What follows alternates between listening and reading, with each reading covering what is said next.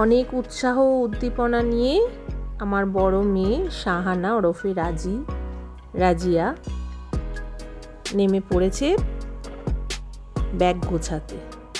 Online থেকে এইগুলো সমস্ত কিনে নিজেই কারোর অপেক্ষা রাখেনি, যেহেতু এটা তার ড্রিম ট্যুর, সেহেতু সে নিজেই এগিয়ে এসে সামনে থেকে সমস্ত কিছু করছে। জ্যাকেটগুলো 4 জনে 4টে জ্যাকেট ভাঁজ করে ব্যাগ গোছানোর পর্ব সে অলরেডি চালু করে দিয়েছে বেড়াতে যাওয়ার 15 দিন আগে থেকে। মানে না হলে ঠিক বোঝা যাচ্ছে না কতটা লাগেজ হবে। ট্রেনে হলে অসুবিধে নেই, কিন্তু ফ্লাইটের তো একটা ওয়েটের ব্যাপার থাকে, সেটা তো মাথায় রেখেই আমাদের সমস্ত পোশাক আশাক নিতে হবে। আবার আমাদের ইউটিউবটায় আমাদের 4 জনের মধ্যে আমরা 3 জনেরই মেয়ে। ওর বাবার তো ছেলেদের পোশাকের নিয়ে অত বাহুল্য তো নেই, অন্তত আমার হাজব্যান্ডের নেই, কিন্তু আমাদের আছে। আমার থেকেও আবার আমার মেয়েদের একই ড্রেস পরে 2 জায়গায় ফটো তোলা যাবে না, এইসব নিয়ে নানা টানা পড়ে আছে। তাই আগে থেকে প্যাকেজ বা ব্যাগ না গোছালে বোঝা যাচ্ছে না যে কতটা কি হবে। তারই প্রস্তুতি চলছে ভীষণ উদ্দীপনার সাথে। অবশেষে আমরা রেডি হয়ে গেছি বেরোবো বলে। তার প্রস্তুতি চলছে এখানে বেরোনোর। এই হয়েছে আমাদের লাগেজ, ভালোই হয়েছে। তার ফাঁকে 2 বোনের ফটোশ্যুট করা হয়ে গেল। এবার আমরা বেরিয়ে পড়লাম আমাদের সেই স্বপ্নের ট্যুরের উদ্দেশ্যে। বাইরে গাড়ি দাঁড়িয়ে আছে, তালাচাবি দিয়ে চললাম আমরা গাড়িতে করে।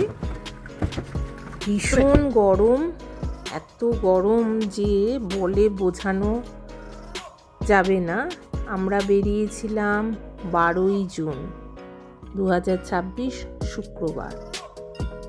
গাড়িতে বসে আমার হাজব্যান্ডের অবস্থা একদম বিধ্বস্ত, কারণ সমস্ত কিছু তার মাথার উপর।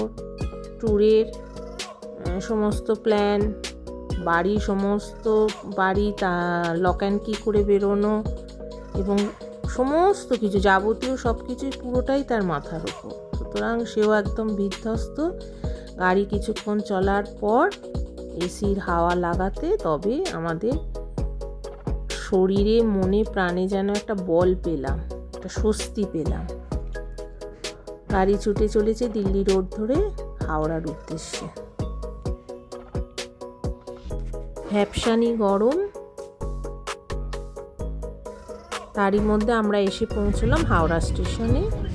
এবং এসে দেখি তখনও 9 নম্বর প্ল্যাটফর্মেতেই দেওয়ার কথা ছিল রাজধানী, কিন্তু সেখানে বন্দে ভারত দাঁড়িয়ে থাকাতে আমাদের একটু আমরা একটু বিচলিত হয়ে পড়েছিলাম যে এখনও কেন ট্রেন দিল না। তারপর পুলিশকে জিজ্ঞাসা করে জানতে পারি যে না, 9 নম্বরই আসবে। ওদিকে আমার বোনও এসেছিল আমাদের সঙ্গে দেখা করতে, সেও পুলিশকে জিজ্ঞাসা করেছে, কারণ ওরাই ভালো বলতে পারবে। দেরিতে আসুক আর যাই করুক, রাজধানী কিন্তু রাজধানী। সে তার ঠিক নির্দিষ্ট সময় 4:50 ছেড়ে দিয়েছে, একটু এদিক ওদিক করে। আমরা তারপরে লাগেজ নিয়ে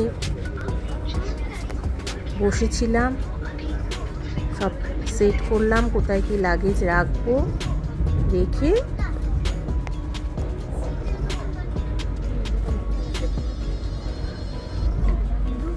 আবারও ফটো তোলা একটু শুরু হলো। আমরা যে রাজধানীতে বসে আছি সেটা তো একটা রিমার্কেবল করে রাখতে হবে। এরপর চললো উনো খেলা শেখা।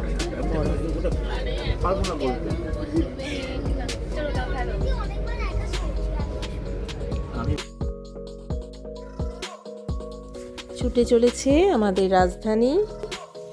আমাদের অতি পরিচিত কলকাতা শহরকে টাটা করে দিয়ে আমরাও ছুটে চলেছি মনে অনেক উত্তেজনা, উদ্দীপনা, উৎসাহ নিয়ে।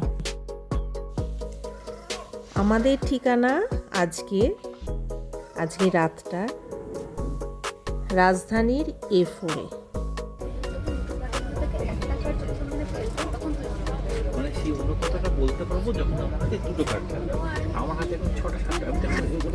সময়টা তো কাটাতে হবে, তার ব্যবস্থাও করে নিয়ে এসেছে মেয়েরা।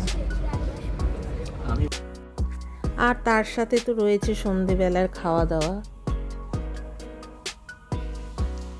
এটা হচ্ছে রাতের খাবার, কিছু তো করার নেই।